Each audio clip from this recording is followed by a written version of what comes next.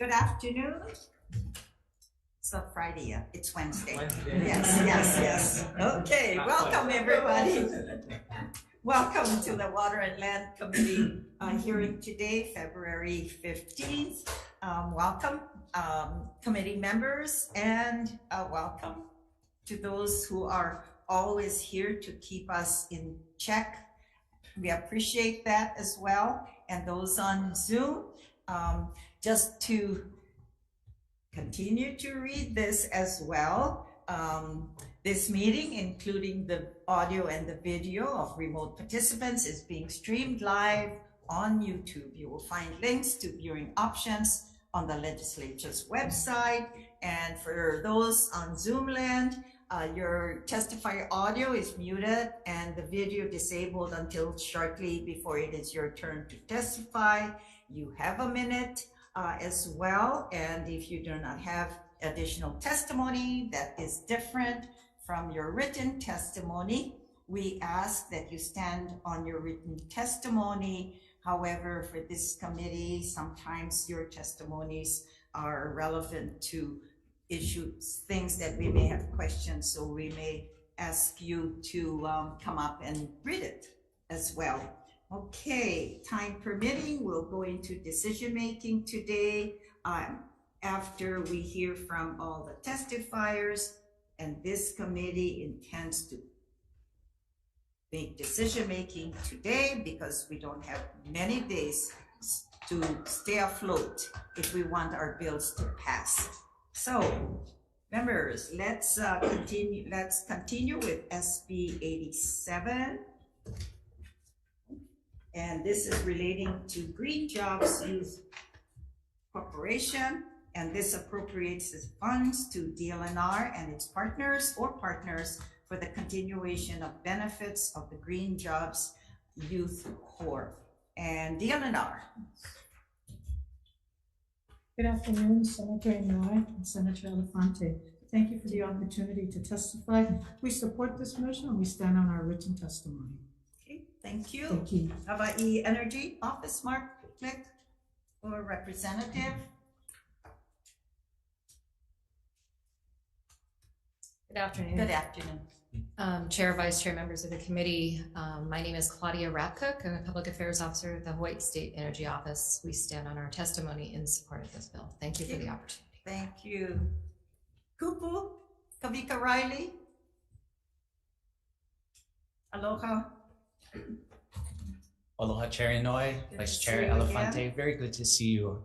Kupu will stand on his written testimony. We just wanted to thank you for introducing this important bill. Kupu is the community partner that is privileged to get to partner with DLNR on the administration of this wonderful program. And we're here to answer any questions if you have them for us. Thank you. Okay, I think you'll continue to do a good job. It was great. And members, if you ever want to go visit them, I think I encourage you to do so. They do such good partnerships with DLNR. Holomua Collaborative.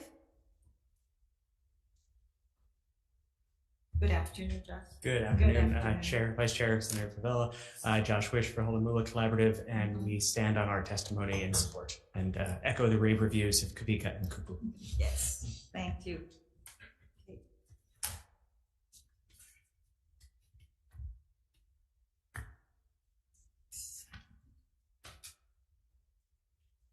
Okay, members, we have about 15 support communications coming in and no opposition.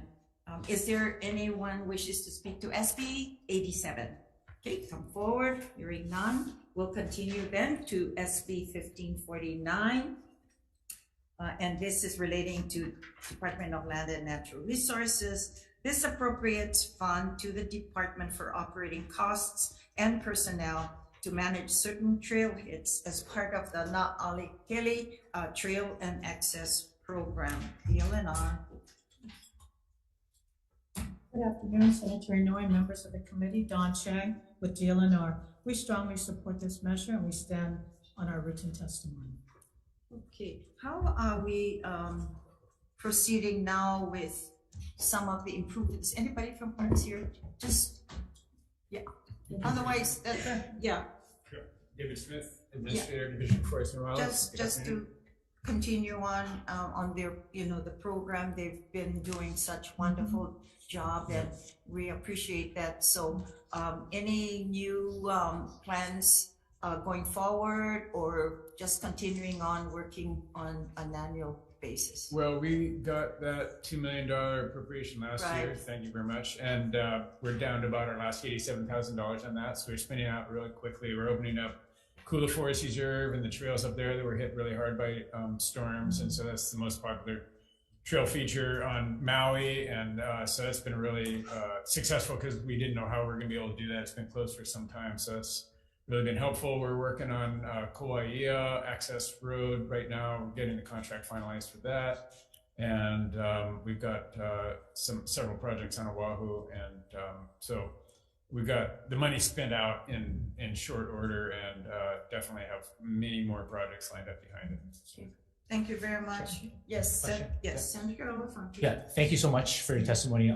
I did meet with Chair Chang about this, and I'll bring it up again publicly. It had to do with more resources, especially when it comes to if you have heavy rains along trailheads. I am an avid hiker, and so when I have visited some of the trails in DLNR's purview, I noticed that there were a group of volunteers rather than DLNR cutting or removing trees that would impact trailheads. So what is the department's plans to sort of address when issues like that arise?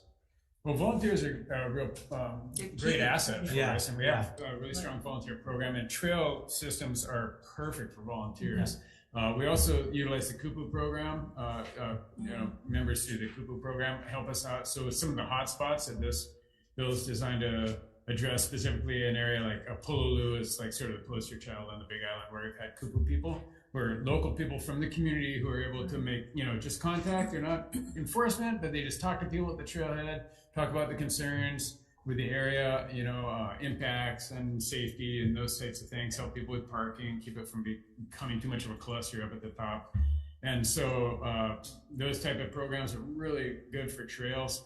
And then, we're really short, and that's why there's personnel addressed in this. I mean, we have whole islands where there's one or two Na'ali'ali people for all the hundreds of miles of trails that we have. It's like they're stretched super thin. So trying to do it through contracting, through volunteers, through green jobs programs and things like that, a combination of things, and then staff.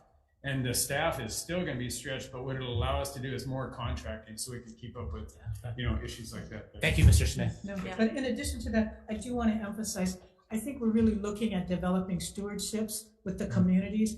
That's self-enforcement is the best, right? Where we can get those partnerships right there. And if we can empower them with the tools and the resources to be successful, that's the best collaboration.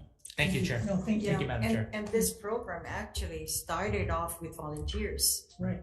And then the state got involved, which we're very thankful for that as There's well. a huge amount of volunteer Yes. effort. Yeah. I think it's Successful.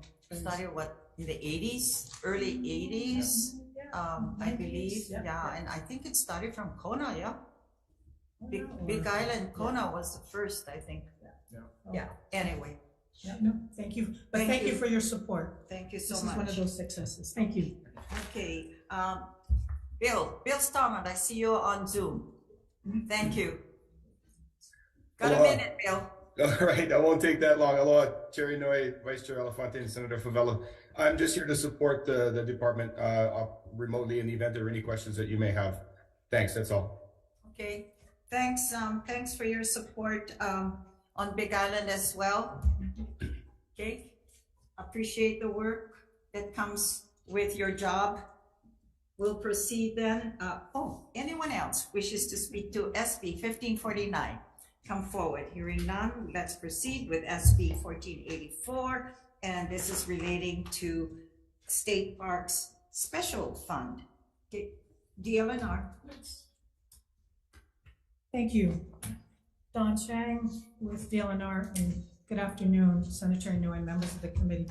We also have Kirk Cottrell here. This is one that we are opposing because we believe that the green fee is an appropriate avenue fund for this measure. Okay, thank you. And we passed it the other day, yeah. Okay, yeah, and we're just here to answer any questions. Okay. We stand on our written testimony. Members, any questions? Okay, Very good. Mahalo. Thank you. mahalo. Okay, anyone wishes to speak to SB 1484? Hearing none, we'll proceed with SB 1136, and this is relating to state parks again. And this is to conduct a study of the carrying capacity of Makena State Park on the county of Maui. And DLNR. No, good afternoon, Senator Noy and members of the committee, Don Chang and Kirk Cottrell with DLNR. We support this measure and we stand on our written testimony. Wait, am I looking at the wrong bill? Yeah, gotta be wrong. Yes. Oh, which Yes, one? yes. Oh, It's a good thing I came up. oh my goodness. Yes. Oh my goodness. Okay. Okay. We are on S Bill 1136. Ay, yeah. My apologies, my apologies. Oh, my post just went fast. Or when I forget, I just look at the screen. That's true. I need to look at the screen. I greatly apologize. Oh my goodness. No, Sure. we do oppose this measure. And we stand Okay. on our written testimony. All right. Well, thank you. Okay. Okay. Again, I All right. apologize. Mike Moran, Kihei Community Association. Are you on Zoom? Not present on Zoom, Chair. Okay. As well on Zoom, supposed to be Maui Tomorrow Foundation, Albert Perez. Please, is that you, Albert? Yes, that's me. How are All you? right, proceed. Thank you. I'm Maui Tomorrow with the, I'm Albert Perez of the Maui Tomorrow Foundation. And I have to say that, Chair Chang was getting my hopes up. I thought maybe they had switched their position from yesterday, but that was not to be. We are firmly in support of this measure. Maui Tomorrow was actually formed out of the citizens group, citizens movement that created Makena State Park. And back in the 1980s, when they were experiencing a lot of rapid growth, there were plans to build beachfront condos there. It was a long isolated beach surrounded by kiawe, and it was a long-term movement. The result is Makena State Park, and it's now one of the most popular beach parks on Maui. The waters are super clean. There's endangered hawksbill turtles offshore, and the park is under immense pressure from increasing tourism numbers. And there's also thousands of homes and hotels that are slated for development in the next few years. Residents are often unable to find parking. Every available space is taken up, and people are parking outside the paved parking areas. And the state park's proposed response is to accommodate the demand instead of managing it by paving new parking areas without knowing the capacity of this beautiful natural area to absorb impacts. So I was surprised to read DLNR's testimony on yesterday's companion bill. They would have you believe that Makena is not crowded, but there's already overflow parking and they're trying to accommodate the extra demand. I don't want to repeat myself, but we're simply asking that they do a carrying capacity study to see if maybe they've already exceeded the ability of this park to absorb the increasing impacts. And State Parks Administrator Kurt Cottrell on the Waianapa Napa website is quoted as saying, "Quality over quantity is our new target in management." They have taken steps to manage overuse at Ha'ena and Waianapa Napa, and Makena State Park deserves the same consideration. We ask for your support on this. Mahalo. Thank you very much. We do have communications received by the Office of the Mayor, Mayor Beeson, as well. We do have one opposition and another comments. And the chair would like to add, and members, we have dealt with the green fee. And just to let you know on Maui as well, that I think once the green fee program,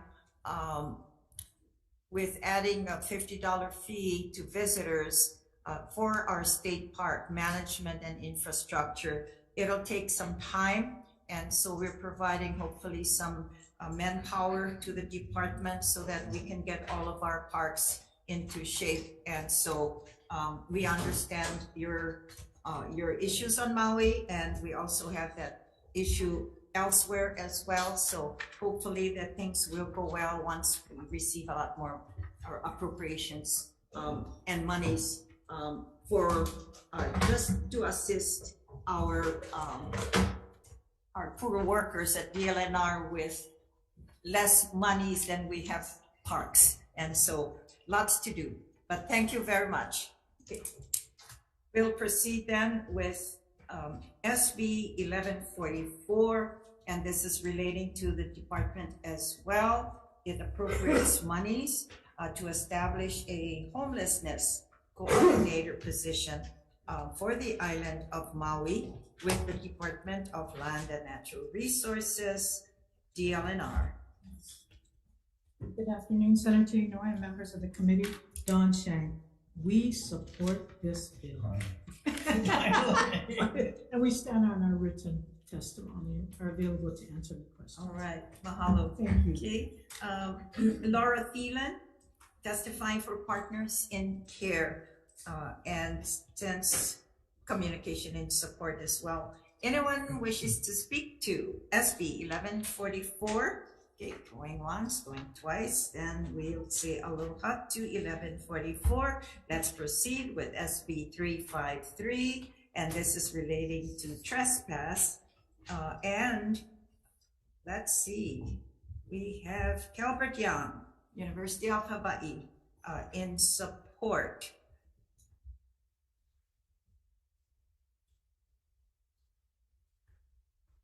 Okay, I'll read this.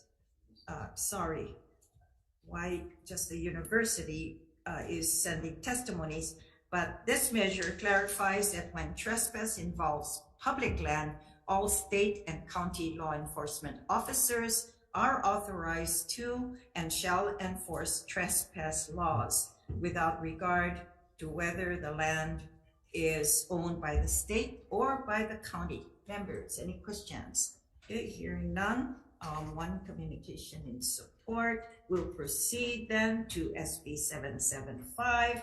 This is relating to hunting guides, and this requires hunting guides who take their clients to hunt on private lands to first obtain written permission from the owner of the private land or occupier or holder where appropriate.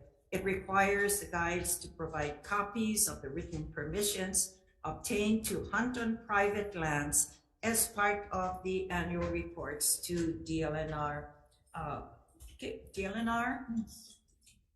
Thank you very much, Senator Inoue, members of the committee. Don Chang. We support this measure and stand on our written testimony. Okay. Thank you. Hawaii Cattlemen's Council. Thank you, Don.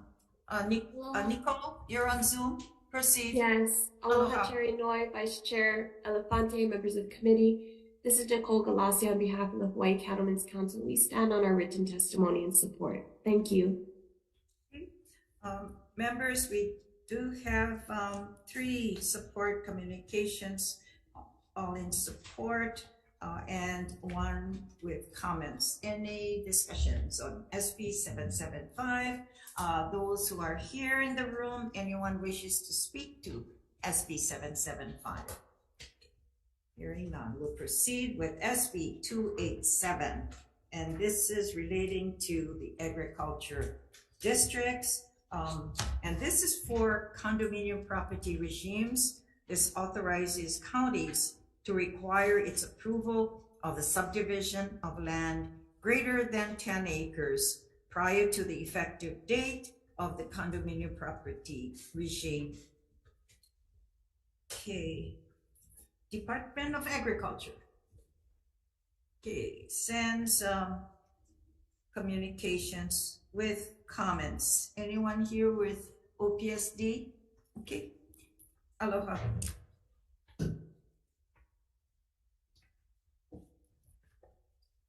Good afternoon, Chair, Vice Chair, and members of the committee. Katia Balaciano with OPSD. We stand on our written testimony with comments. Okay, can you elaborate a little much on this, because this is quite an interesting measure, and tell us as well. I'm this has to do with counties, and I'm kind of disappointed. Perhaps they missed it on the 4 counties, but no communication from them, so that was rather interesting. You got one from, who's that one from? 287. Yeah, from who? From Honolulu. Oh, okay, all right. And your comments? Yes, we understand that this is intended to give the counties a little bit more discretion in regards to subdivision requirements for agricultural subdivisions. But as we understand it, these agricultural lands can already be subdivided, and the CPR regulations also allow for condominium property regimes to be used on these agricultural lands. So we're not entirely clear what the measure is intended to do, and we are a little concerned that by imposing subdivision regulations on all agricultural lands, that it may elevate the cost associated with accessing the land, farming the land. So if the intent is to give the counties greater ability to review these lands or to look at the CPR documents, we're thinking that this may be more appropriate to go into the statutes associated with the CPR properties, 514. Yeah, thanks for being here. Question, Senator Elefante. Yes, Ms. Colaciano, being that you were at the city before, so from my understanding of reading the bill, it adds the county to require approval of 10 acres or more. Currently now, they're exempt from that approval going to the county? That's correct. If it is CPR'd and only CPR'd, then the CPR documents do need to be reviewed by the county, but the county does not need to or cannot impose additional design requirements on the roads, for example. And then as a quick follow-up to that, in your previous life at the county, did you see any type of projects that would fit into this type of category? Very few. Okay. Thank you, Madam Chair. And probably because of the zoning as well. Maybe the land district. When people want to subdivide, they do so because of the farm dwellings, not necessarily because of just for agricultural lands for farming purposes. So there's a bit of a distinction there. Yeah. Thank you. Thank you for being here. Appreciate it. Attorney General's office.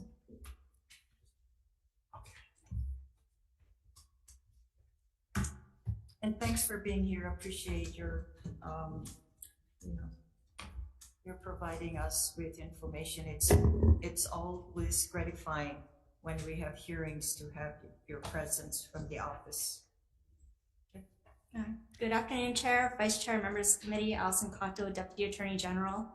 So we did provide written testimony and just comments, but basically the intent of the bill is a little unclear to us. It places a requirement regarding CPRs into a statutory subsection that has to do with the subdivision exemption. And subdivision and CPRs are two separate processes that don't really go together. If the intent was to create a requirement on CPRs, then that would be more appropriate in the condominium chapter, 514B. Specifically 514B 52B, which relates to CPR registration requirements. So the requirement could be placed in there for county approval and review. And we would be happy to work with the committee on any specific revisions. Thank you for the opportunity to comment. Please let me know if you have any questions. Thank you very much. This is helpful. Thank you. Any further questions, members? And I assume that Curtis Lum is from City and County of Honolulu, sends communication and support. Anyone else wishes to speak to SB 287? Hearing none. Let's proceed then with SB 300. And this is relating to the expenditure of public funds for land improvements. This prohibits the expenditure of public monies for any land improvement if the land is not owned or leased by the state unless the monies are appropriated by the legislature or the legislature approves the expenditure by concurrent resolutions. I thought we already knew that, but we need to be reminded, I guess, DLNR. Good afternoon, Senator Inouye and members of the committee. Don Chang with DLNR. We do oppose this measure because there are times when DLNR does partner with private landowners, invasive species, or we seek collaboration. So for those reasons, to give us a greater flexibility, we are opposing this measure.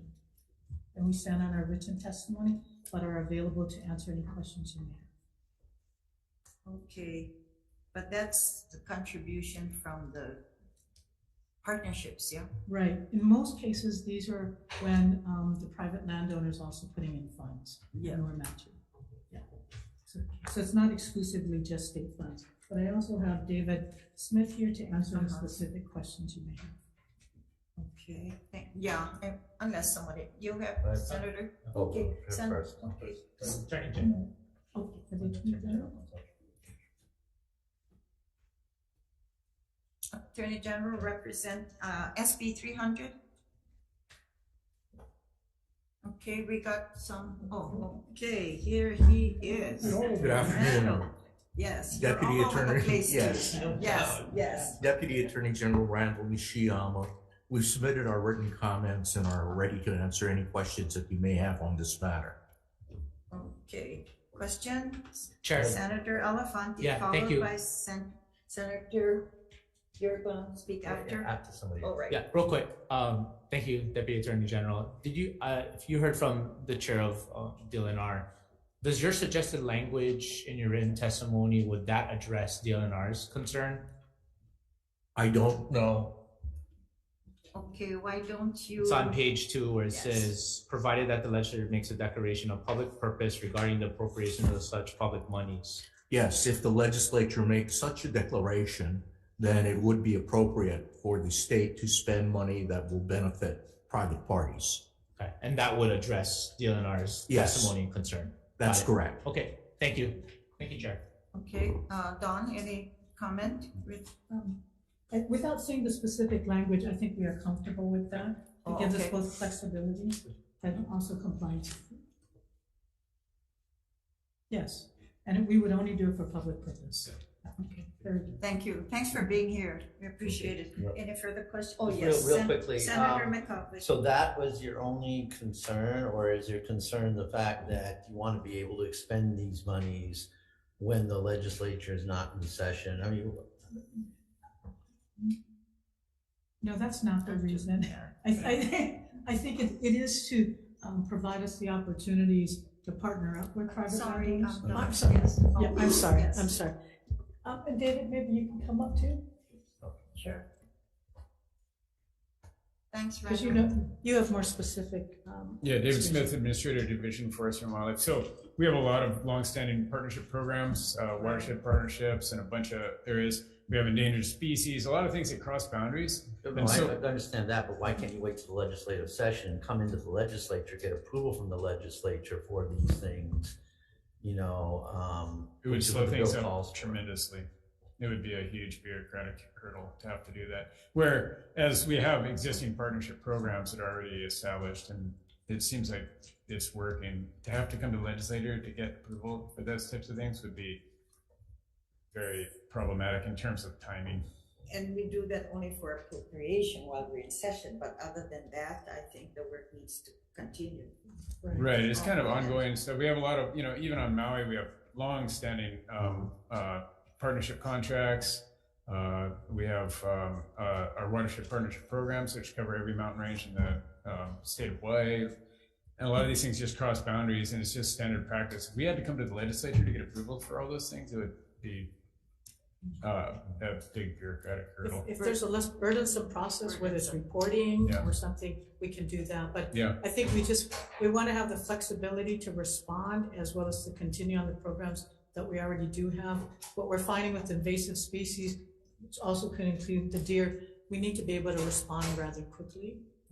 So And that's Here's you're a good already, example. and you're using the monies already appropriated in your budget, right? And No, it would, I mean, this is a WAM bill, so I mean, and I co-signed it because I can see what the chair is getting at. So I'm bringing the question up now because it'll probably come up again later, so. and that's fair. Yeah, no, Thank that's you so fair. much. Thank Appreciate you. that. All right. Thanks so much. Anyone else wishes to speak to SB 300? We do have comments made by Budget and Finance. Well, David, you were here.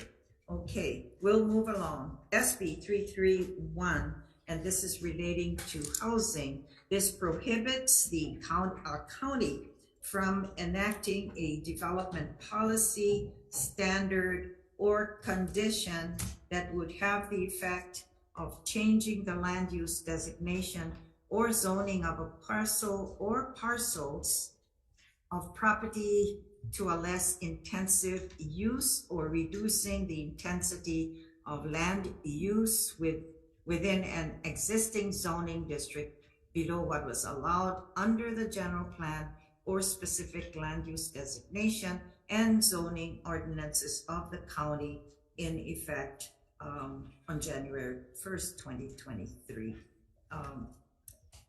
Testifying Mount Kauai County, Jody Sageusa, okay, sends communication in support, but I believe it's more related, I would think so, in opposition rather than with comments and concerns. And I think we're actually meddling in the county's jurisdiction, and I tend to agree with her, I guess. Okay, all right. Anyone else wishes to speak to SB 331? Okay, going once. We'll continue with SB 463.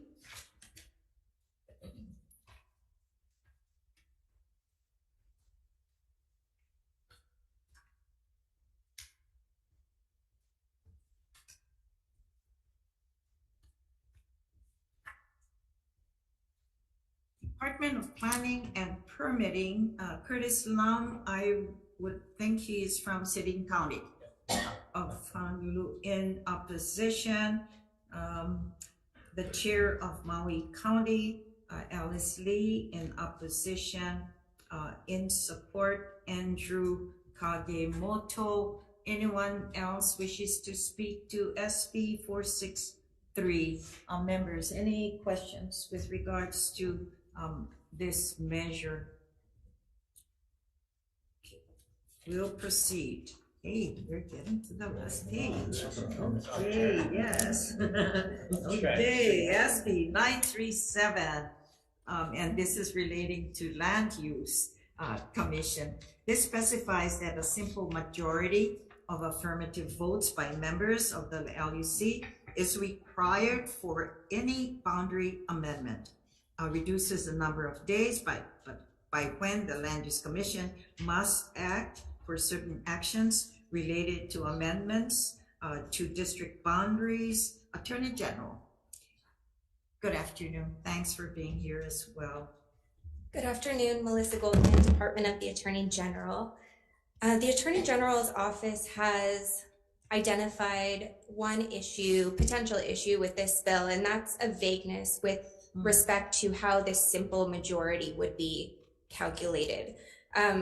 Elsewhere in the Hawai'i revised statutes, the distinction is made more explicit. In our testimony, we discussed two potential options. One would be simple majority of the members of the board.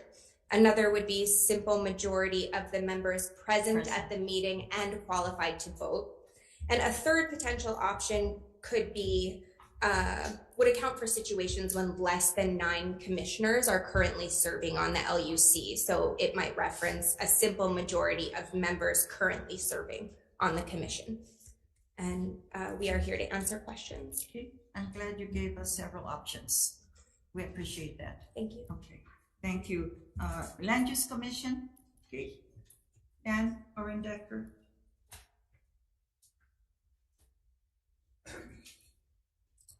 Aloha, Chair, Vice Chair. Thanks for being here. I haven't heard too many times when you didn't have a majority, so let us hear from you. We don't have any opposition to Section 1, which lowers the number of votes. We don't think it's necessary. I mean, if you look at our record, almost 95% of our votes are unanimous. So it's, simple majority. We do have concerns with regard to the shortening of the time frame. We think there are a lot of potential unintended consequences with that. We also don't think it's necessary. Most of our petitions are handled within 3 to 6 months. However, every once in a while we get something very, very complicated or contentious, such as Hawai'i, which took us almost a year to resolve. And we also don't have control over our workload as it has to respond to petitions as they come in. So that can be a cause for difficulty as well. I'm here for any questions if you have. So it's just a time frame on this measure, because otherwise you haven't had any voting issues. No, we haven't. Or the quorum anyway. Yeah. Okay. All right, members, any questions of Dan while he's here? Appreciate it. Thank you, Chair. And Grassroots Institute of Hawaii. Okay, sends communication with comments. Lindsay Garcia. We stand in support of this measure. Okay, mahalo, and with the Realtors Association. Thank you, Lindsay. Okay, anyone wishing to speak to 937 SB? Going once, going twice. We will say aloha to that measure for now. SB 798.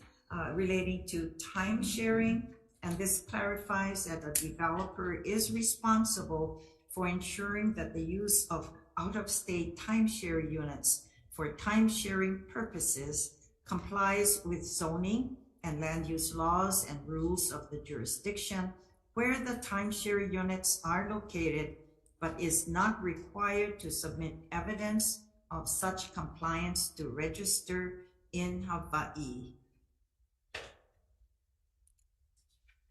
DCCA.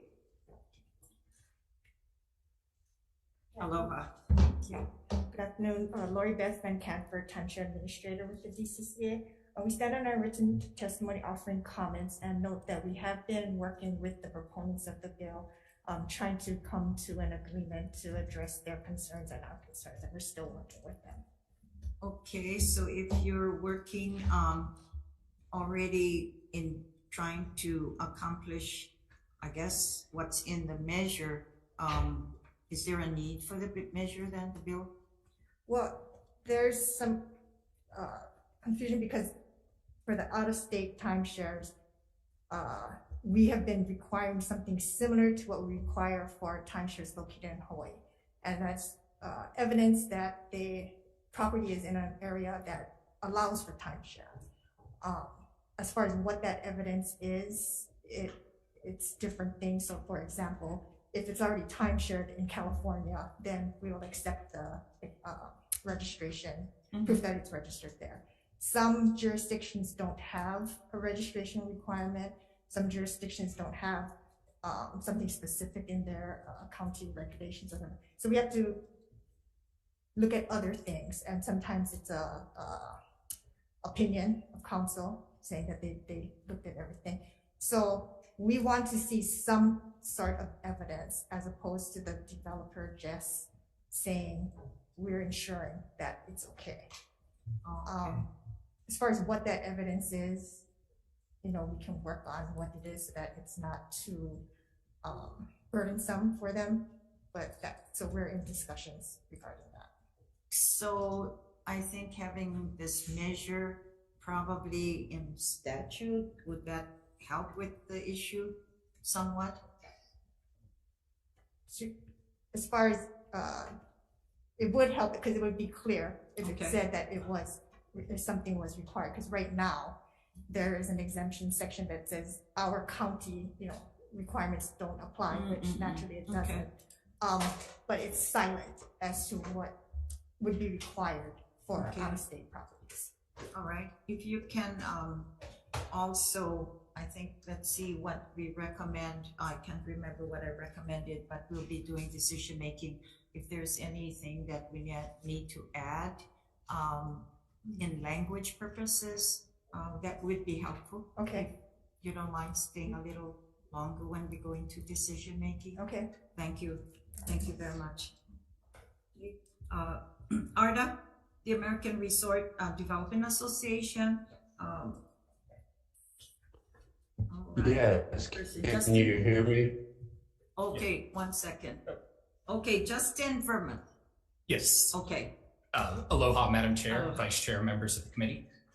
Thank you for the opportunity to be here today. We stand in strong support of this measure and happy to answer any questions. I would just add that the other gentleman that spoke up on the Zoom is our counsel, Charlie Pear, and he'll be able to give you some of the history of the statute. I think that would be helpful. Yeah. Yeah, okay. knowing our discussions with DCCA.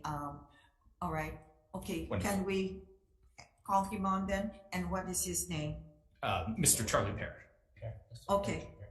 All right. Hi there. Aloha. Thank you for this opportunity. I've been trying to figure out a way to communicate, our message to you in a way that it'll be relatable. And I understand that you recently considered SB 219 dealing with the location of transient rentals in various areas of the various counties. And that generated quite a bit of passionate testimony from what I could see. In 1980, 45 years ago, actually, I was appointed to the committee that dealt with time sharing, addressed it on behalf of the legislature. And in 1980, there was similar amount of concern over where time sharing would be permitted within the state of Hawaii. People didn't want it, in their residential areas in Kailua or Hawaii Kai and places like that. There was absolutely no concern over where on the mainland time sharing might be permitted. And it's only, the introduction by the state of requests for confirmation that zoning is permitted. The local zoning of mainland properties has been complied with. That's given rise to this bill because it's quite expensive to procure legal opinions and whatnot to confirm that. Simply was not within the contemplation of the statute as it was drafted. And zoning is one issue that the regulators could look at, but they could also look at, does it have water? Does it have utilities, electric? Is it furnished? We don't deal with those issues in the Hawaii Timeshare Act. Instead, we simply say it's an unfair and deceptive trade practice to misrepresent the nature and qualities of the units. And so I think I'll leave it at that. All right. Thank you. Thank you very much, Mr. Perry. The members, we did receive 3 support communications from other timeshare operations, the Marriotts, the Hiltons, and the Maui Hotel and Lodging Association in support. Okay. Sure. Like this, so on behalf of Marriott Vacations. Sure, come on up. Yeah, thank you. You have our written testimony. I just wanted to request also that we are working with the timeshare administrator on some amended language, and we're open to discussions, but we just hope that the committee can move this bill along for further discussions. Okay, all right. So you think that it probably should be changed? There may be some amendments needed. All right. Thanks, Chair. Okay, thank you very much. Anyone else wishes to speak to SB 798? We'll move along to SB 1391, and this is relating to administrative penalties on public lands. This authorizes BLNR to place a lien on property for non-compliance with administrative enforcement action. DLNR, this is administration bill. Yes, it is. Yes, you got it. Yes, good afternoon, Chair Noy and members of the committee.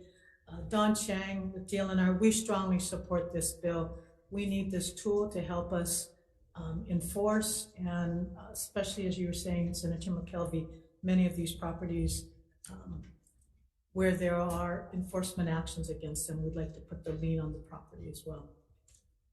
Thank you. And we stand on our written testimony. In support. In support, okay. Yes. Thank you. Lauren Blickley, Surfrider Foundation. Okay, otherwise, members, there's 5 other support communications for SB 1391. Anyone here wishes to speak to this measure as well?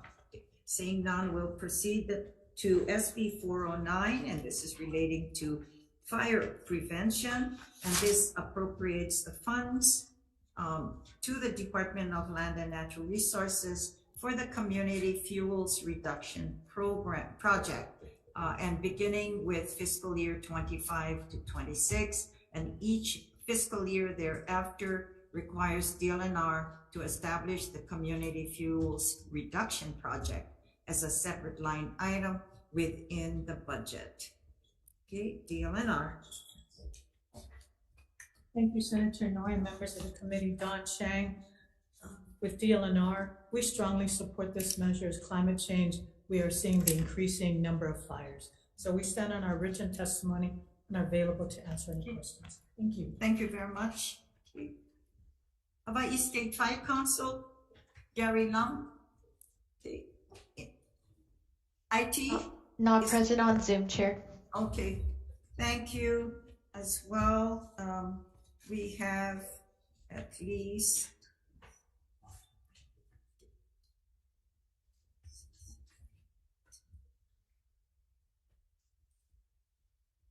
we have 22 in support communications and all favorable as well. So anyone else wishes to speak on SB 409? Okay, let's proceed to SB 1195, and this is relating to Waiahole Valley. This requires HHFDC to offer 5-year lease extensions to Waiahole Valley lessee at the current terms. Requires the HHFDC to submit a report regarding whether a different entity should manage Waiahole Valley. Attorney General.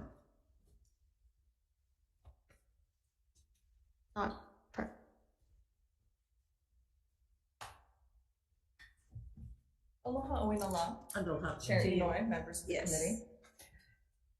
I'm Kira Kahohane from the Department of the Attorney General. We submitted testimony in opposition to this bill. Specifically, our concerns are with Section 2 of the bill, which implicates 2 constitutional issues. First of all, the prohibition against special legislation, and second of all, the separation of powers. These issues are outlined in further detail in our testimony. I'm happy to answer any questions you may have. I will say we are prepared to work with the legislature on amended language for this bill, but as it currently stands, we would ask that Section 2 of the bill either be stricken or that the bill be held. I'm available for questions. Thank you. Okay, and I think we did receive a second communications as well. Okay. Yes. With regards to your last statement. Yes. Yeah. Okay. Yes. So we do have options. Yes. Yes. Yes. Okay. We provided Appreciate one it. option. Yeah. Okay. Thank you. Thank you. Thank you for being here. Appreciate it. Waiahole farmers, who's going to speak on their behalf?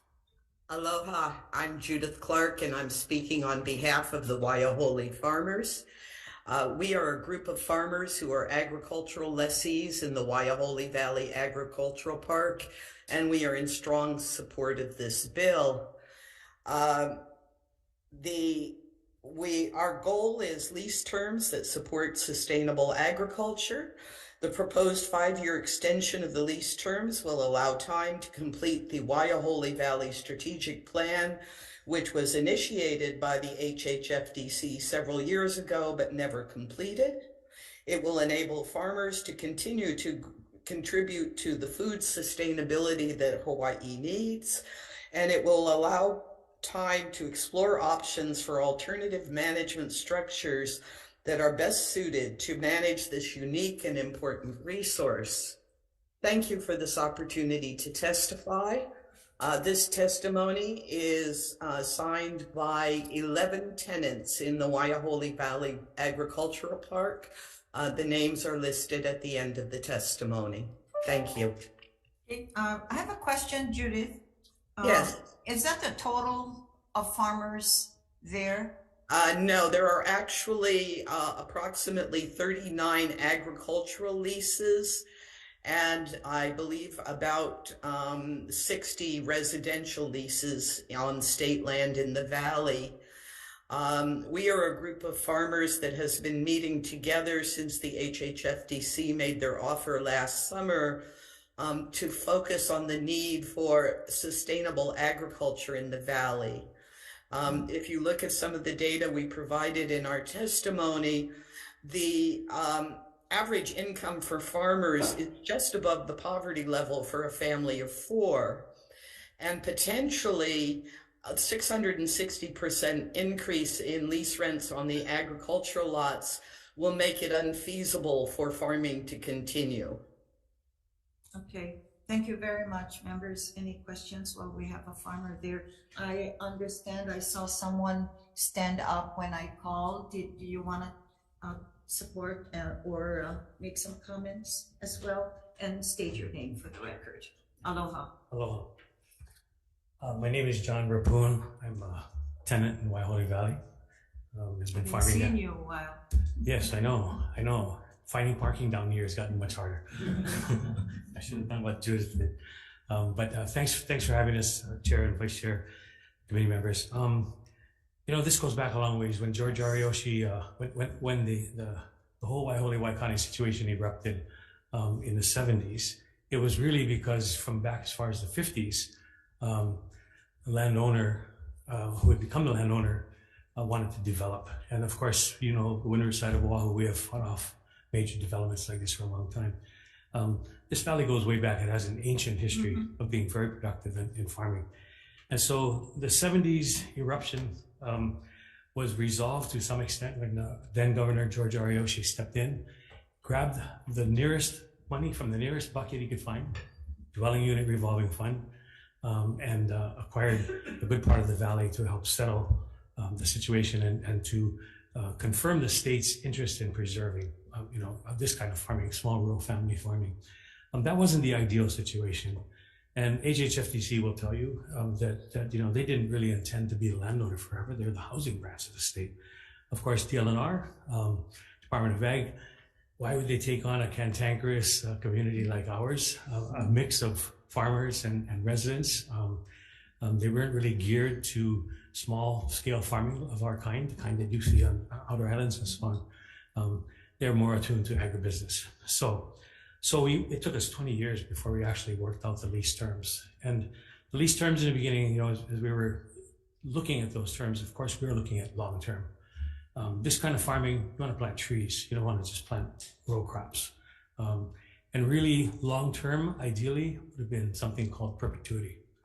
We don't intend to be any place else. This community is not going to ever go away. It intends to be there forever. So when we started to come up on lease term renegotiations, I was actually one of those who stepped up, spoke with Chris Woodard behind me here, and got into a meeting with then director of HHFDC, Craig Hawai'i, and said, you guys have been a reluctant landlord for a very long time, and I don't see you getting out unless we have a good plan. And so we started into strategic planning. To HHFDC's credit, he put money in the budget for a strategic planning effort. We never completed that. The first go around met with, of course, a lot of interest, a lot of involvement, but we didn't get to a final draft. We didn't get to a resolution of that. HHFDC then contracted with SMS. That's the draft plan that you see on their website. A lot of good material in there. They then contracted with Townscape. And right around that time, we started in with Townscape, being very hopeful that we could get a really good plan going to meet the purpose, the vision that really went back to George Ariyoshi's days and our interests. And then we hit COVID and it got difficult to meet. So HHFDC pulled out, community association kind of pulled back. We in that plan, and in my testimony that I submitted, there's a link to the June 9th meeting, the staff submittal that was presented by Chris here to the board. And that link kind of shows you the chronology of what happened and the intent of that strategic plan, along with trying to resolve lots of issues that are there. Water system issues, non-compliance from some farmers, unfortunately, I have to say that.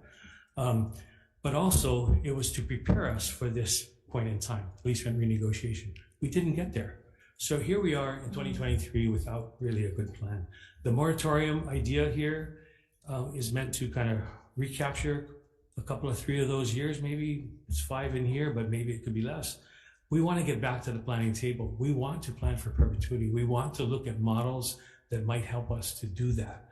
We don't exactly know what those are, but we have looked at things like, for example, a different management structure.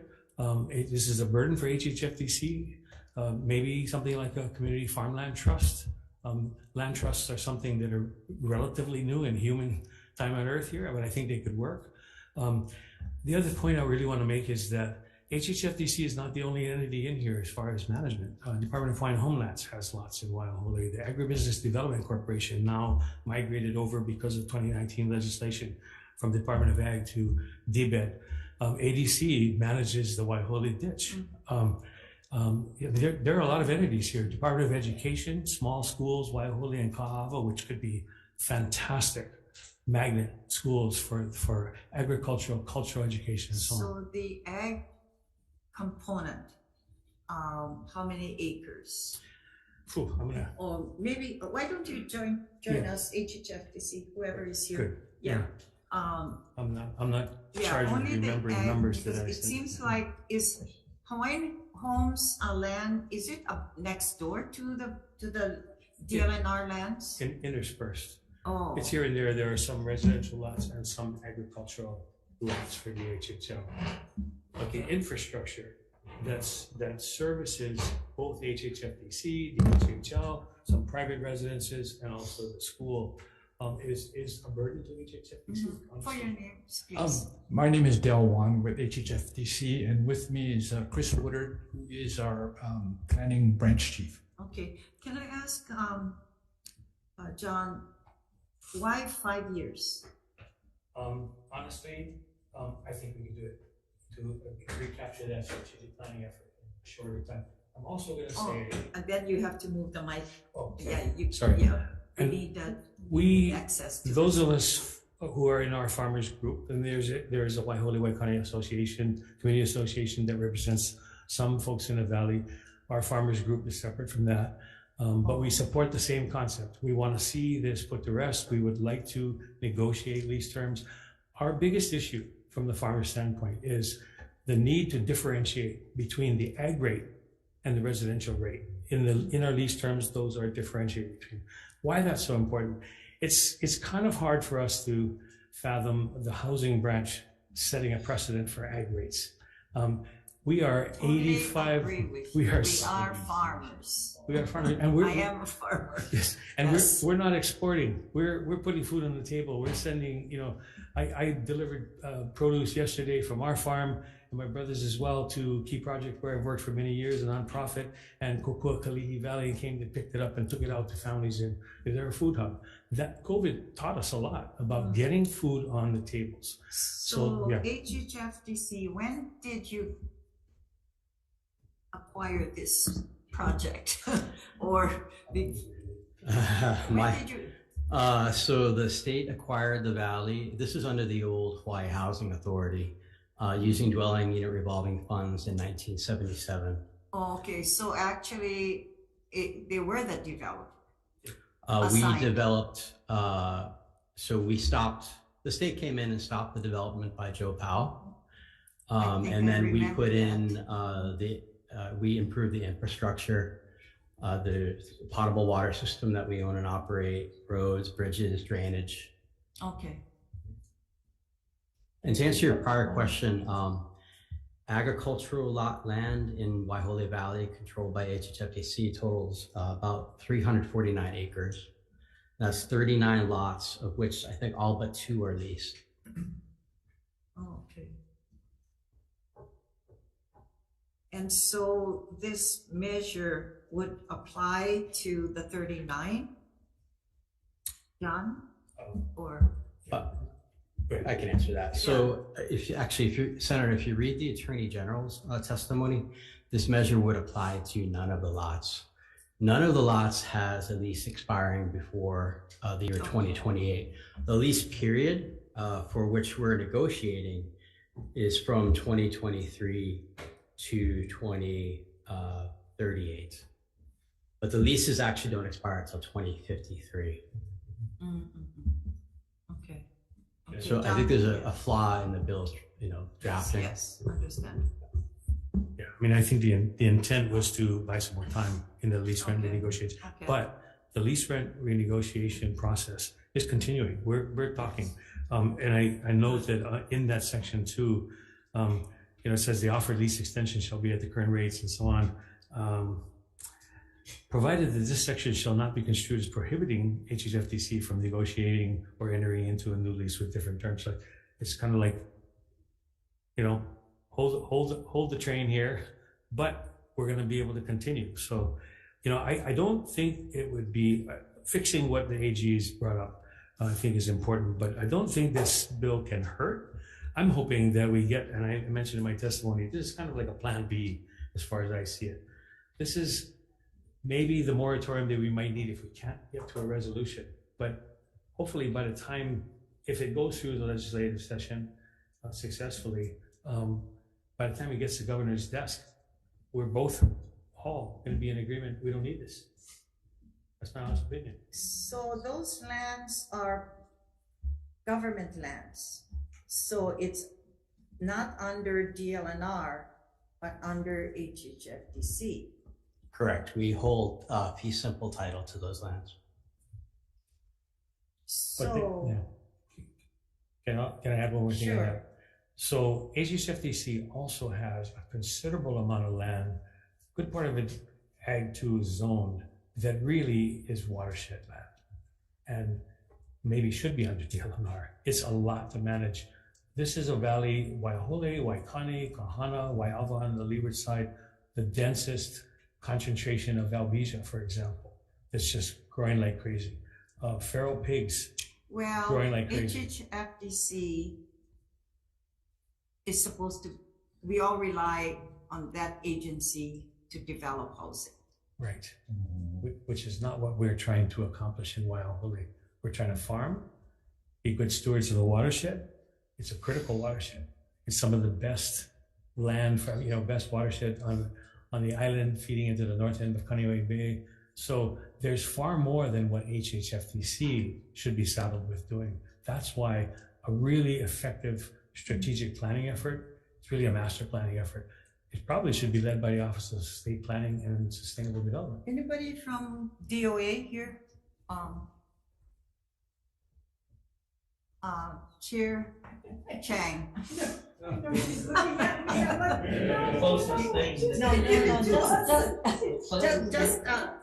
John, here, you need to speak, yeah, right there.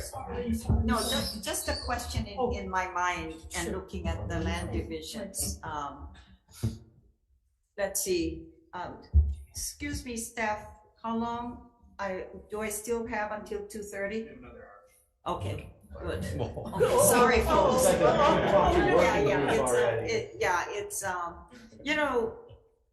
I really believe in what happened at that time under Governor Ariyoshi.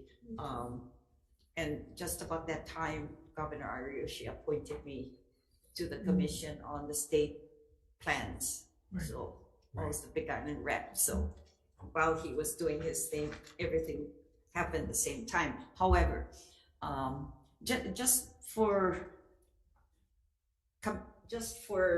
discussion purposes, with that said, things that we have done some time ago, and oftentimes we experience at the legislature things that we need to change. Get rid of old laws that no longer should be sitting in HRS or whatever. Then we make changes. We get rid of it if we're smart enough, but sometimes we neglect ourselves from doing that. There needs to be, and then we find ourselves with this situation And it's unfortunate because agriculture will always be in Hawaii's land division. So I would think that the 300 acres should be transferred to Department of Ag or under the agriculture or ADC, since we got the water system. And ADC has been given more additional work over the years since its inception back in the 90s. So it's just something to me to explore, because the demand for housing right now, you know, it's the priority for the governor, it's a priority for the legislature, and it's a priority for the people of the state. And so with that said, you know, I'm sure you're gonna say, good, can we get out of this? Anyway, but it's something that we need to explore. Can I have an opinion? Sure. I mean, we've certainly thought of that, of course.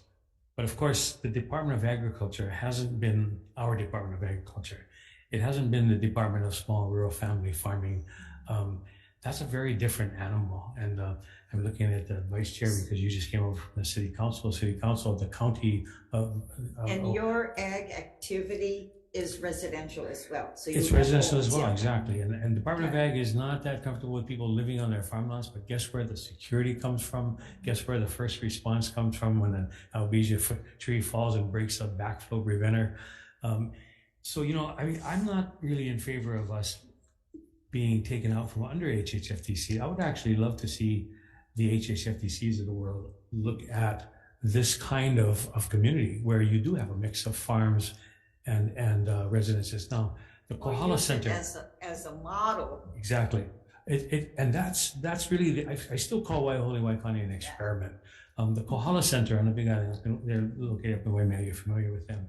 They did a study that we've shared that looks at this very issue, living on farmlands and so on. And I think that, you know, if say for the sake of discussion, we form a community farmland trust or something that encompasses both.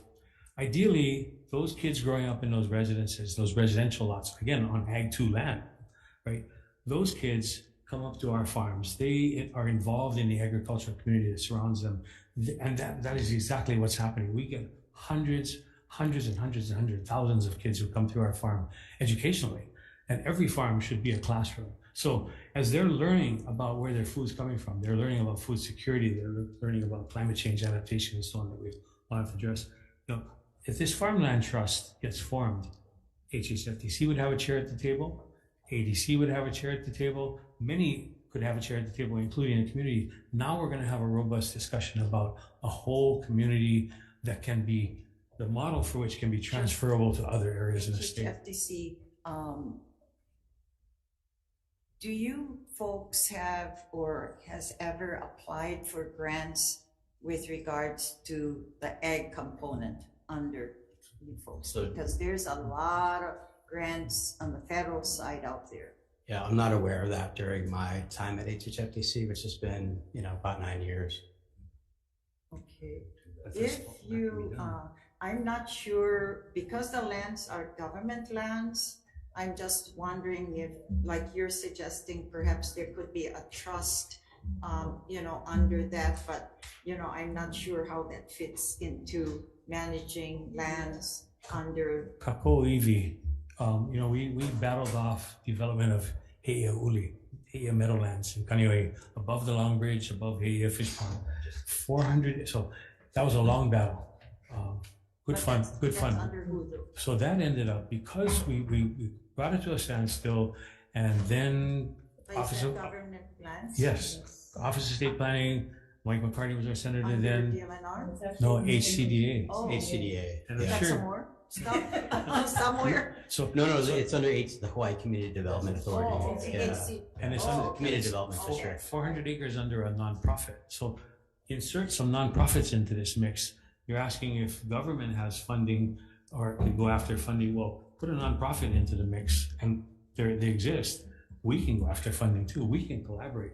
government alone shouldn't be trying to fund what we're trying, the vision. You're right, John. You know, ADC, we have been talking to ADC folks about, you know, we all battled over Waiahole water, which way it should flow. But meantime, the tunnel runs from Kahana to Waiahole. Nobody's disputing that run.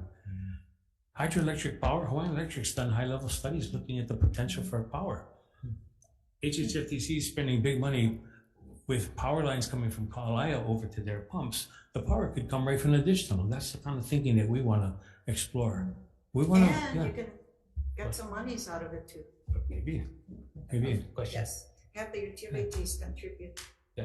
Yeah. No, thank you for all your work, Yeah, Mr. Rapun. Senator I Elefante. know you're really passionate about what you do, so we certainly appreciate it. But this question is more for HHFDC. So in your testimony, you said that negotiations are still ongoing with some remaining lessees. I mean, how many are we talking about? So we have, Senator, we have 93 total lessees. Okay. And how much of that is ag? Or about a third. A third of that is ag. Lessees, yeah. And then I understand where Mr. Rapun's coming from. You know, it sounds like he likes working with you as you're going through the negotiations. But did you say that there's about maybe 300 acres that are ag? Correct. Ag lots. Yep. Would HHFDC be opposed to any transfer of that to a different state entity? And then HHFDC just focus on potential residential component lands? We wouldn't, I don't think we would be opposed to that. I think part of the problem, an issue that would arise from that is we still have the burden of maintaining all this infrastructure. So you'd be taking away the revenues derived from the agricultural leases while we have to retain all the expenses. Okay. Thank you. Yeah. Thank you, Chair. Okay, yes, Senator McKelvey. Thank you all for being here. Just a couple questions. So along those lines, I mean, do you think the bill, since this bill calls for moratorium while a strategic plan is developed, correct? That because you have ADC, and I hate to say it, you got watershed lands, the DLNR, this DLNR and ADC should be included into the bill insofar as the strategic plan goes. Because of this mixed use that was talked about there earlier. Yeah. Senator McKelvey, I mean, I think all of you are raising really good points about we're struggling with Kahana Valley, which is very similar to this. So I think there really is a need. I think at the time that many of these experiments were because we want to save the ag land, we want to save certain decisions were made that when we look today, we may not have the right people at the table. So your thoughts and your collective thoughts about ag, watershed, residential, planning, I mean, financing. So I think that there's a way for government to do better collaboration on, are we committed to sustainable ag and maintaining a certain kind of lifestyle? I think we can do that. And John is right. I mean, Waiahole, Waikani, all that area is ideal for the watershed protection, which we have an interest in, but we're struggling with Kahana too. State parks is not in the, residential business. So I think we're looking for a collective solution. Well, there's a putting us all concern that's together. come up from the chair about HHFDC, and it kind of is a little bit of a double-edged sword because HHFDC, which is tasked with developing more affordable housing, could now look at this area and say, hey, we could do more affordable housing in the area where you had the residential lots. So, do you think that as part of the strategic plan, there should perhaps be another entity insofar as just working directly, maybe as the community land trust models you talked about, and provide an exit path for HHFDC so they can focus on my good friends' housing programs that are coming down the pike over here? I mean, because it's about preserving the tenants who are there, but you don't want to actually open the door, right? So far as other things go. Right. I mean, I come down to the bottom of Waiahole Valley Road. I can't get out sometimes because there's too much traffic. I mean, we're just overloading the Windward Coast with housing. Yeah, that would be fun. I'd like to return. I've been here for a while, so we'll schedule. But one final thing Yeah, here. we'd be happy to show you around. We'll let you know. Can government lands that the state owns be leased in perpetuity? I thought they cannot. No, we generally have a 65-year term, right? Yeah, and so, I mean, while I appreciate what you're saying, that could be. I want to be immortal too, but a stumbling block. Even if you did get a community land trust, it would be the leasing, you'd still have to have a term limit in far. Yeah, if you look at land trusts, I mean, there are community farmland trusts that, you can look them up online and so on. They end up with things like 99-year leases, and that can be continued provided you continue farming. So perpetuity is, for anything Well, I'm a above big fan of 80. land trust because we have one on Maui that's been very successful. That's right, Maui open space. So I think that is the exit path for the residential things for HHFDC to identify or stand up a land trust. There isn't one there. And then finally, real quick, Chair, the Attorney General's points that the bill could be constitutionally flawed because it's special interest legislation. I mean, do they have language to cure that? Would you be supportive if they would be amended? I have, they have recommended on their second communication on decision making, we'll be talking about that. Okay, thank you, as Chair. well. I appreciate it. Now, I don't see, I think, was it you, Senator, that mentioned a moratorium? I don't see anything in the bill that talks for a moratorium. Oh, it extends. No, I don't think it extends the lease. Leases, right? Just the extension. Freezes it, yeah. That's the Okay. sort of moratorium. Okay, any reason, now, is it the advocates asking for the 5-year, or are you guys asking for the 5-year? But this is not your bill, I understand. Right. But is there a reason why there's a 5-year? I'm not. Come, it's your bill too, and you're not a member of the committee, but we'll let you. Real quick, sorry. But know that we'll allow you to participate, Senator. This is your measure and in your district. So, anyway, so you've heard, I'm not sure if you were monitoring us. Okay, yeah. So the question I raised is, why the 5 years? Why the 5 years? Yeah, so like what John mentioned, this was a backup plan. Oh, can you introduce yourself? Senator Brenton, Awad District Yes. 23. Hello. So like John said, this was a backup plan. We knew that we want them to negotiate and want that to work out, but we wanted us as a Senate to be able to get involved if we need to. So we introduced, what we were trying to do was a moratorium on it. Okay. We asked for 5 years, but the intent was not to stick to that. It was just to bring a vessel to the table. Okay. To get this happening. All right. Yeah. Well, it's your district, and you know that's there are concerns that happens in all of our districts, and thankful for your work with the community as well. Thanks for hearing that. Yeah. But you could stay if you're not. I get 2 other. Oh, okay, all right. I Got know. any questions? No, I think we're fine. Okay. Yeah. Thanks. Thanks, John. Okay. Protect this guy. No, you got to protect your bill. Okay, all We right, gotta thanks. protect his fishing grounds, which Yes, is offshore. okay, Yeah. all right. Any further discussions? I think we'd like to, even though we're gonna be passing the measure, but we also have to consider future for this committee to look at this particular issue, working with HHFDC. And so the question now that I understand you're not participating with any contributions to the farmers per se. But your project or your process is the income you derive from it, you're taking care of the infrastructure, I understand, as well, roads or. So it's landscaping, tree trimming. We have some vacant lands, but we have some lands that John described as being more preservation. They're various forest reserve, really. Yeah. And then the potable water system that we own and operate is quite expensive to operate. So we've got a 1 million gallon reservoir. We have 2 wells way back in the valley, accessed by a dirt road that often washes out or becomes impassable. And that system is not only costly to operate, but it also needs major capital improvements to be sustainable long term.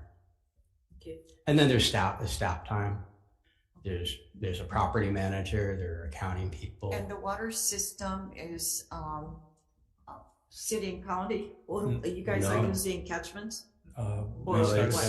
It's HHFDC potable water system. Yeah. We own the water system in Waiholei Valley. It's not BWS. Oh, okay. Yeah. All right. Yeah, I really appreciate your concern about the experiment. We can do a better job. Like Don said, we can do a lot more collaboration. We need the model to help us. We need the round table to get all the chairs to, and I'm here for my grandchildren, my great grandchildren. when I met you, working with lands and being farmer, you had nice back here. Yeah, thanks. But it's beautiful here. Okay. Thank you. All right. Thank you for this folks. thoughtful We will, discussion. we have some recess days before end of session. So we'll make an arrangement with your office and we'll invite the committee members to go over and wear our boots and visit visit the region. Okay, that's and then great. our thought plan probably before session of next year. I'd like to, and we've had informational briefings on certain subjects, like we did the 30 by 30 marine informational briefing, and we'll continue the discussions. We thank you very much. Thanks for taking time. Farmers don't normally get out during the day, they're on the land. Good luck. Okay, all right. Thank you. Thank you. All right, yes. Anyone else wishes to speak to SB 1195? Hearing none, then this concludes the Waterland agenda, and we'll go into decision making. The chair IT, I'm going to ask, we'll call for a recess. Thank you.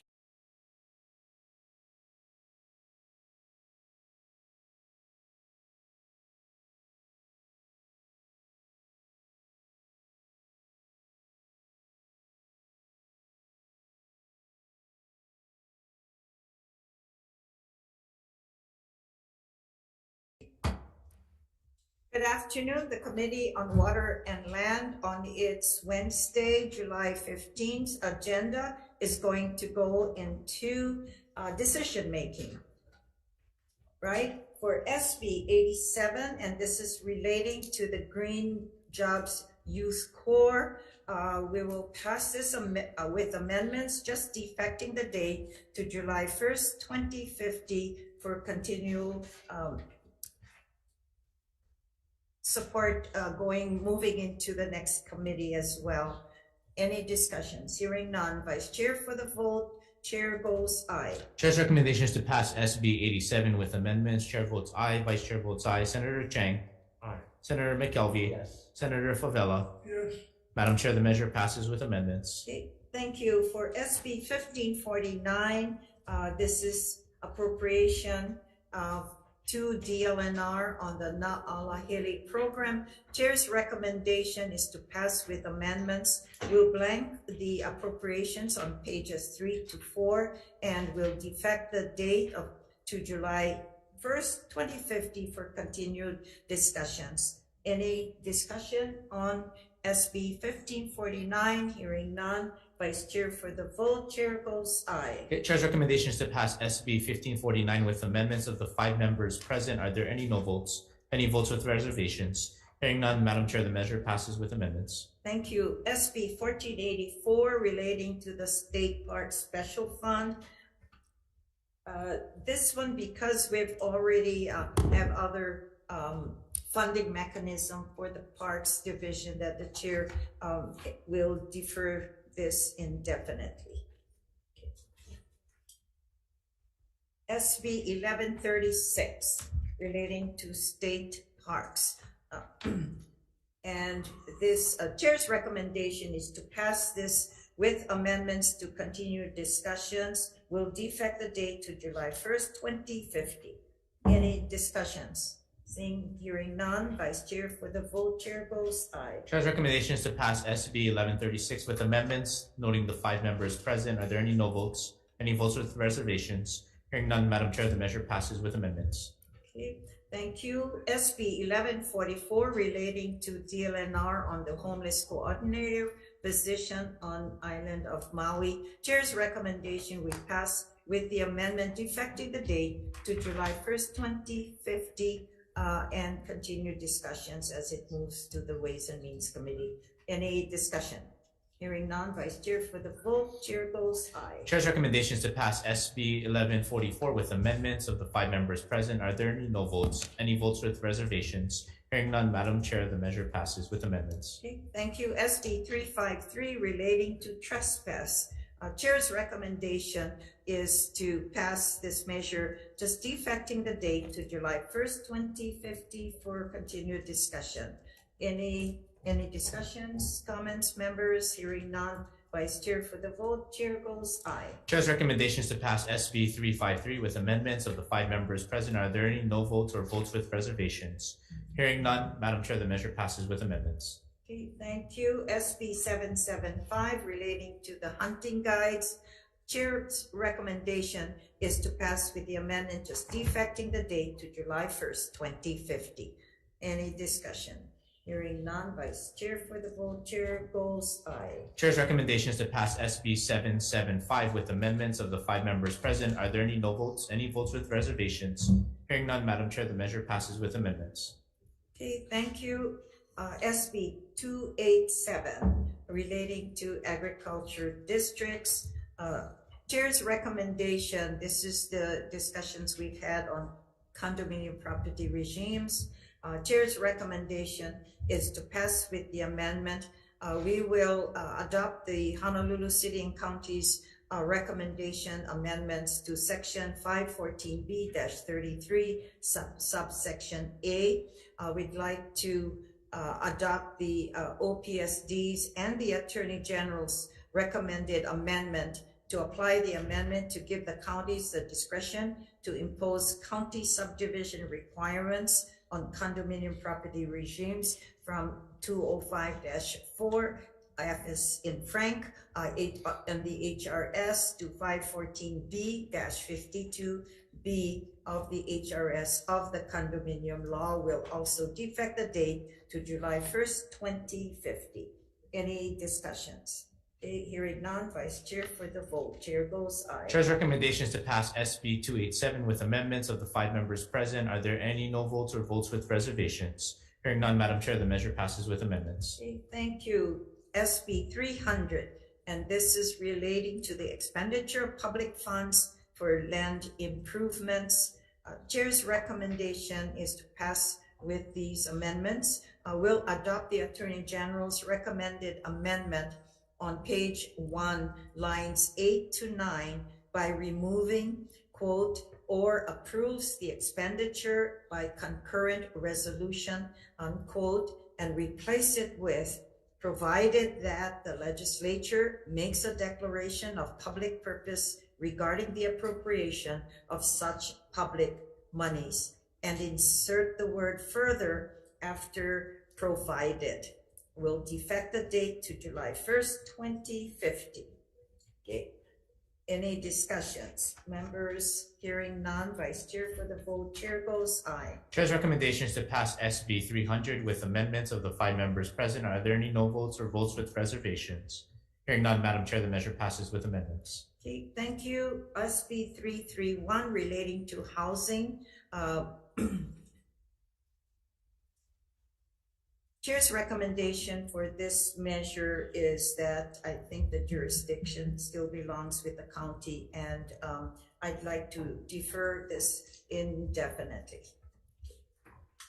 SB 463 relating to property development. Chair's recommendation that we pass with amendments and will defect the date to July 1st, 2050. And we'd like to add an amendment that requires the sellers of residential property to transfer USPS deliverable mail receptacles or disclose non-existence of USPS deliverable addresses, mail receptacles. This particular amendment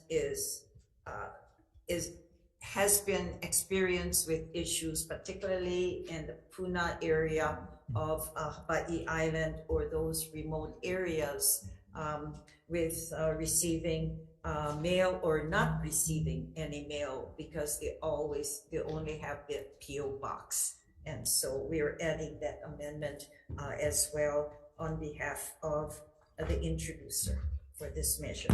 Okay. Pass with amendments SB 463 and Vice Chair for the vote, Chair goes aye. Chair's recommendation is to pass SB 463 with amendments of the 5 members present. Are there any no votes or votes with reservations?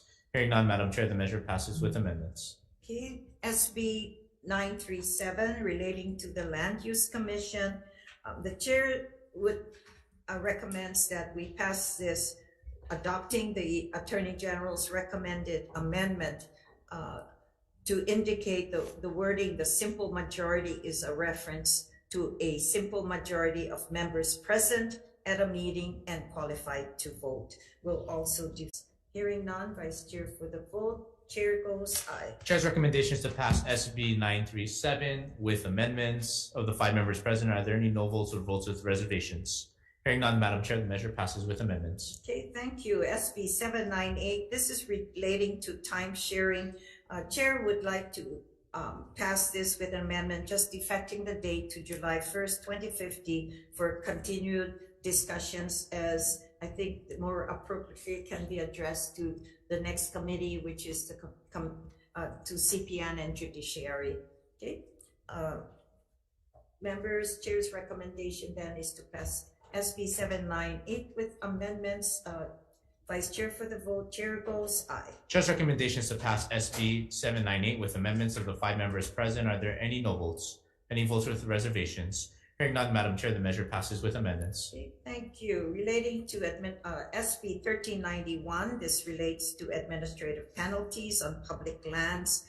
Chair's recommendation is to pass with amendments defecting the date to July 1st, 2050, and we'd like to insert on pages 18 to 20, quote, any state or county agency, board or commission imposing an administrative enforcement action, unquote. Okay. Any discussions? Hearing none, Vice Chair for the vote, Chair goes aye. Chair's recommendation is to pass SB 1391 with amendments of the members present, 5 present, any no votes or votes with reservations. Hearing none, Madam Chair, the measure passes with amendments. Okay, thank you. SB 409 relating to fire prevention.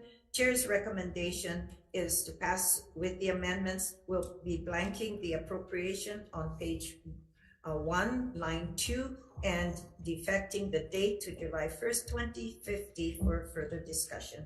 Okay, any discussion, members? Hearing none, Vice Chair for the vote, Chair goes aye. Chair's recommendation is to pass SB 409 with amendments of the 5 members present. Are there any no votes or votes with reservations? Hearing none, Madam Chair, the measure passes with amendments. Okay, we're heading down. SB 1195 relating to Waiahole Valley. The Chair would like to pass this with the amendment provided recommendation from the AG as well. I'm going to read everything that is on the proposed language for this measure, and we'll also defect the date to July 1st, 2050. And the language reads, on page 4, lines 6 to 11 is amended as follows. 2 and lines is, let's see, deleted.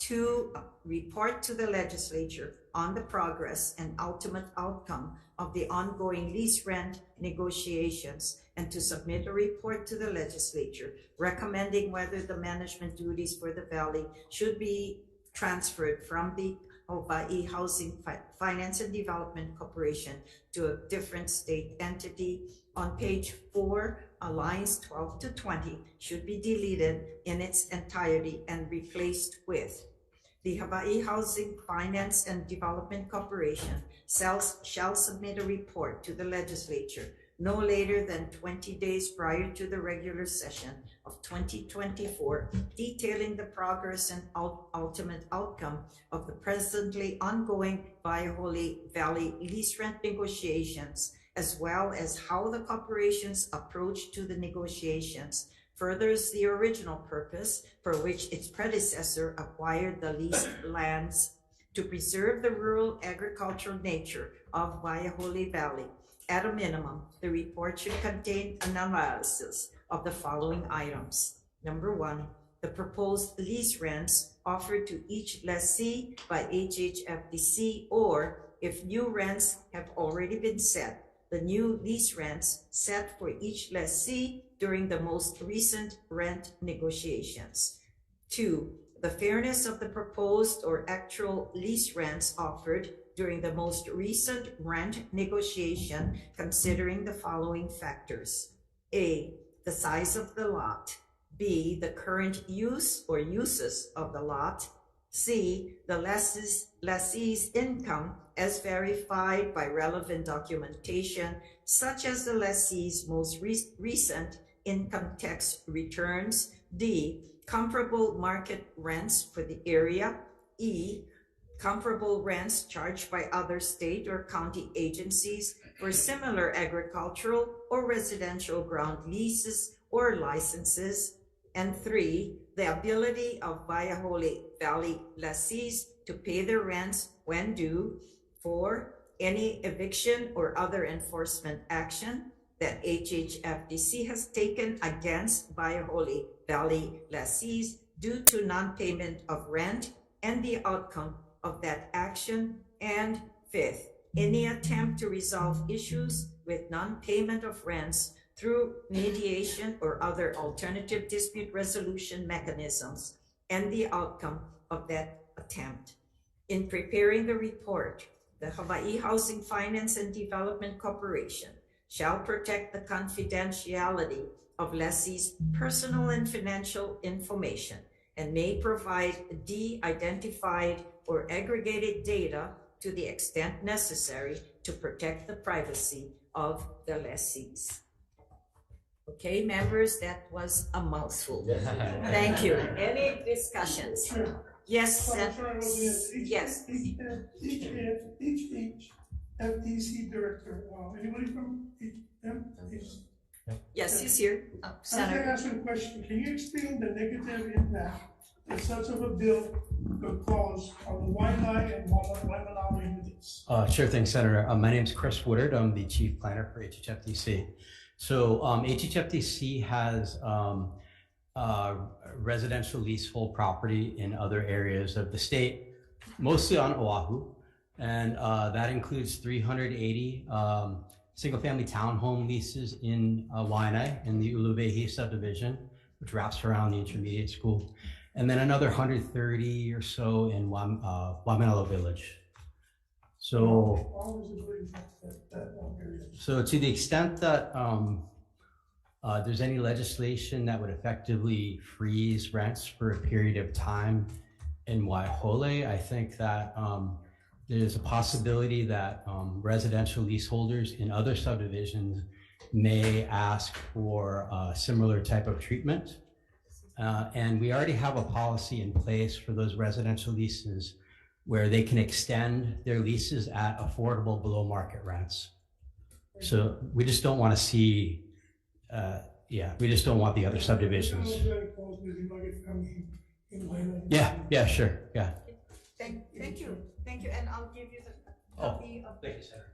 the report. Thank you so much. So Chair's recommendation to pass SB 1195 with amendments. Any further discussions? Hearing none. Vice Chair for the vote. Chair goes aye. Chair's recommendation is to pass SB 1195 with amendments of the 5 members present. Are there any no votes or votes with reservations? Sure, I'm going to oppose the reservation. I like the intent of the bill, but I'm just worried about the other areas that I just talked about, and Waianae, the bill. But thank you, Chair. Okay. Noting the reservations from Senator Favela, are there any other reservations? If not, Madam Chair, the measure passes with amendments. Thank you. And Senator, let's educate. Oh, yeah. Maybe we yeah. Okay. Thank you. All right. Thank you very much. This concludes the Water and Land Committee.